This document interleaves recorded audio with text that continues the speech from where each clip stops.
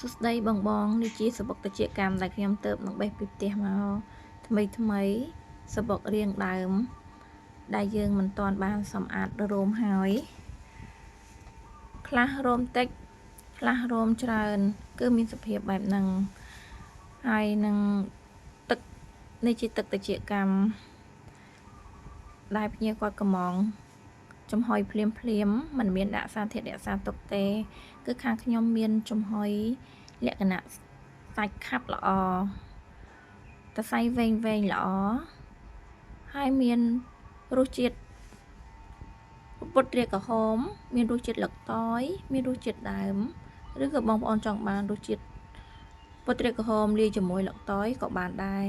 ហើយនឹងកម្រិតជាតិស្ករក៏បងប្អូនអាចកំងបានដែរពេលញ៉ាំទៅវាជំនួយដល់សុខភាពជំនួយដល់រាងកាយសម្រាប់មនុស្សស្រីគឺជំនួយការថែរក្សាសម្ផស្សឲ្យក្មេងជាងវ័យឲ្យសាច់ចាំ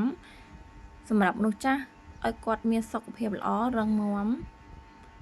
សម្រាប់ស្ត្រីមានផ្ទៃពោះគឺជួយឲ្យគាត់មានភាពលូតលាស់ល្អនេះគឺជាទឹកដែលទៅនឹងចំអិនហើយថ្មីមានចំណុះ100 ml 300 ml ហើយនឹងមានសបុកស្ងួតដែលយើងទៅនឹងរើសរោមហើយស្អាតថ្មីពុកតសៃវែងល្អបងប្អូនចង់បានអាចតាក់ទងមកតាមเพจនេះបាន